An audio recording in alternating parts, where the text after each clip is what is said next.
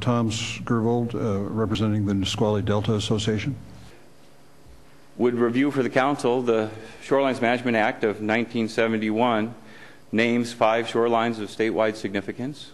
One of those shorelines, not by a small coincidence, is the Nisqually Reach, from a place in Thurston County called the Wolf Bight, up across the plain of the Nisqually River, and up all the way to Tatsolo Point in Pierce County, really the northern tip today of your fair city. In the 1970s, Weyerhaeuser Corporation acquired a large piece of property within the present day's DuPont city limits. At that time, it wasn't in the city limits, and declared a vision to establish a new world-class, vertically integrated forest products system, complete with an international, multi-dimensional shipping facility. And that dock was to be placed, excuse me, at the mouth of Sequalitchew Creek. And the idea was to run the highway down Sequalitchew Creek to the new superport.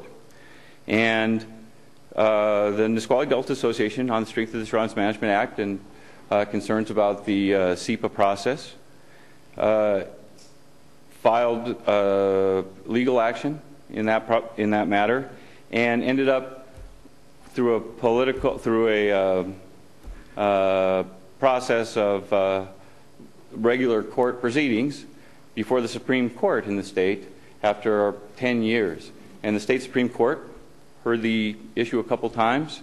Second go around, decided on a solution that really, in a lot of ways, both sides claimed victory. The Nisqually Delta decision saw the solution that the courts had put forward was to say that the dock, which was very, very large, very extensive, but had very little on it, and was slated to only be used for the export of forest products, nothing else, and the only upland use was to be a paved area of about 100 acres on which logs would be staged. The only use for the dock for then and for in the future was to export logs. And the court, from the project proponents' perspective, decided in their favor and said they could get the permits for the dock and begin construction immediately. The permits were pulled. 5 years later, the permits lapsed. The company citing change in the timber market. From my perspective, it was that they couldn't really make the economics work if they were going to be restricted to the use that they had declared in their EIS.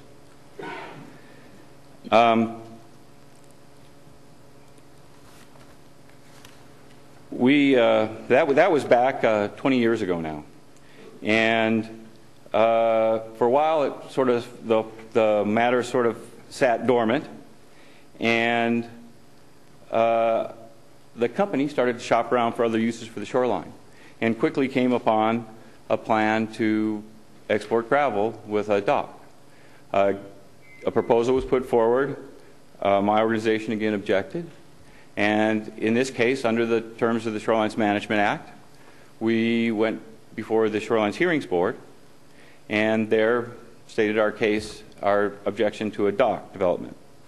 And the Shorelines Hearings Board, after hearing all sides, remanded the parties to mediation. The Nisqually Delta Association then invested a considerable amount of time and treasure in a year-long negotiation to come to the settlement agreement of 1994.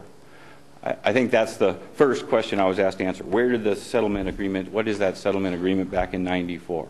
That agreement settled a 20-year court dispute and brought us to a point where we had declared that there would be a gravel mine.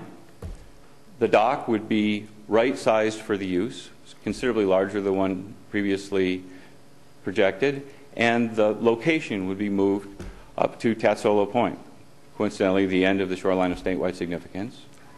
Restrictions were put on the use of the development to protect the scenic vistas of the Nisqually Reach, and we were given provisions that essentially extended the shorelines management protections to the Sequalitchew Creek and the banks of the waters that are in DuPont. So in 1994, we kind of figured we had this thing won and decided this plan was going to keep us out of court for the next 100 years was the way it kind of read. If you casually read the agreement, you'll see there's some lofty language about 99 years worth of no asphalt plant. It's one of the things that comes forward. And so we went about our business of being reasonably minded civil parties and interested in the development of this area. The Nisqually Delta Association in 1985, I think, when was it? 95? 90, no, 90, got involved in a public participation grant to help provide cleanup effort in the remediation of the DuPont site. The DuPont Powder Works site, by virtue of the Motka cleanup, gets money to have public participation involved. And we came to meetings, helped talk about what the cleanup looked like, what things needed to be done, and laid out some, I think, some very helpful information to the community that helped the community make some very good policy decisions about that cleanup that in part allowed the Creek Canyon to be retained through this all. And in that process, I personally went through about 5 grants, I think, in the series and spent 10 years on the matter. We ended up, at the end of all that, with coming into the closing part of it, a cleanup action plan. The cleanup action plan, as that was sort of being drawn out, a group of citizens came forward and said, boy, the way you're going to do this, you're going to bulldoze off all that site, you're going to obliterate a whole bunch of historic sites. And that's going to be a damaging thing. And I frankly was so lost in the technical details that I was a little annoyed at the suggestion. I'm not near so annoyed, it turns out, as the folks from the other parties at the table. I managed to get everybody to talk about it by, in part, doing some petitioning, and we got it back into the discussion, and we eventually helped negotiate an agreement back in 2000 to allow the establishment of a national historic district within your fair community. Are you all aware of the historic district nomination? Very good. And I would hope then that you're also aware of another 2006 agreement about an option for historic sites. There are a couple acres of potential historic sites that, according to the last version of the agreement I've seen in 2006, times out at the end of this calendar year. And if the option isn't exercised, the community will in fact lose the opportunity to capture those pieces of property, which I think could be very, very important to the long-term economic viability of a national historic district. So, and I would guess too that you were also aware of the nomination for a national historic district. You've seen the basic text of that. I've got another link to that too, if you would like to know more about that. So, I would say that my organization, and personally, I was engaged in the community up through very recent years. In 2007, we got word that there was a new proposal for a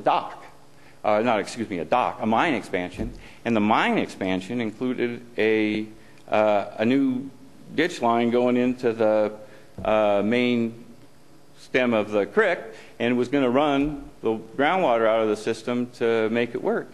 And turns out I hadn't even gotten notice that there was going to be an EIS out on the streets. I just caught it at the very end and raised some hell at the city, and you guys extended the comment period, and I got a couple other people to comment. And after that week of reading and writing got done, went and found the 94 agreement. So that was pretty helpful, and because I saw that we really had a lot more legal rights in the issue than I had realized even while I was writing my comment letters on the EIS. And so I brought that to the city. I tried to bring that to the city. I tried to talk to the city about it. And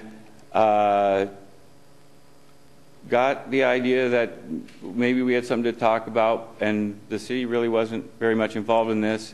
And then learned that the city was granting permits for a new confluence on the creek, and in fact the process was moving along. And so it was my group that got going and said, mediation. We're going to mediation because the settlement agreement says that's how we have to go to court. We got to go through this process. Excuse me.